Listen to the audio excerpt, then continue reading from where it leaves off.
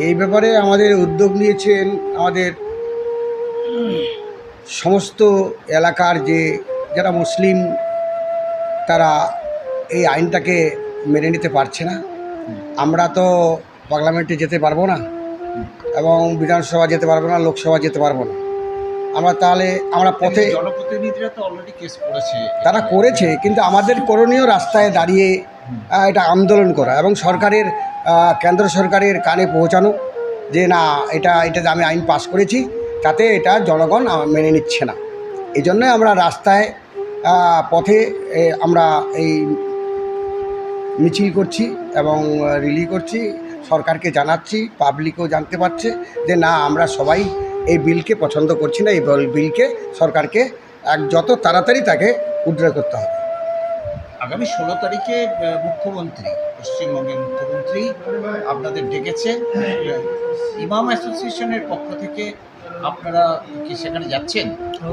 এটা আমরা যাচ্ছি অবশ্যই, কারণ যে আমাদের যিনি রাজ্যে আছেন, আমাদের অল ইন্ডিয়া ইমাম অ্যাসোসিয়েশনের উত্তরবঙ্গের কনভেনার এবং এই রাজ্যের সহসভাপতি ডক্টর বশিরউদ্দিন, উনি আমাদেরকে এই উত্তরবঙ্গে যা দায়িত্ব দিচ্ছেন, আমি তো উত্তরবঙ্গের দায়িত্ব নয়, আমি উত্তর দিনাজপুরের দায়িত্বে আছি।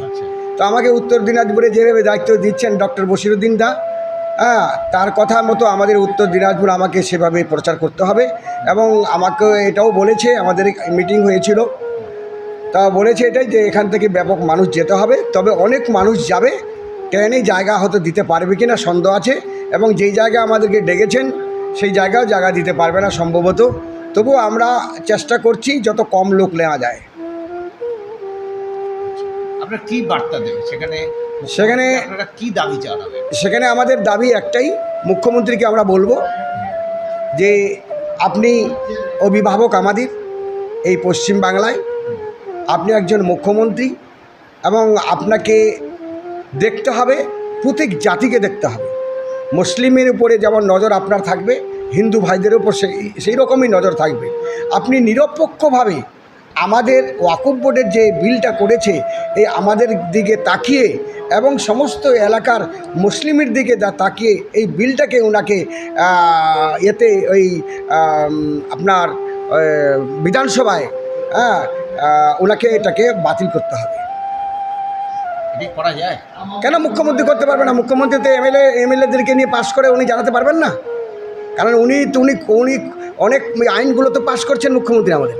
তাহলে মুখ্যমন্ত্রী এটা করুক না, যে আমি আমার বিধায়কদেরকে নিয়ে আমি আমার পশ্চিমবাংলায় মিটিং করে এবং সেটাকে আমি পাস করে সেটাকে পাঠিয়ে দিয়েছি। এখন কেন্দ্র সরকার সেটাকে এবং রাজ্যপাল সেটাকে সই করবে কি না সেটা পরের কথা। উনি আগে পাস করুক না, ওনার কাছে ওনার এমএলএদেরকে নিয়ে পাস করুক, পাস করে উনি জানাক যে এই বিলটাকে আমরা পশ্চিমবাংলা পছন্দ করছি না, বিলটাকে প্রত্যাহার করতে হবে। এটা মুখ্যমন্ত্রী মিটিং করে এমএলএদেরকে নিয়ে মিটিং করে পাঠাক না।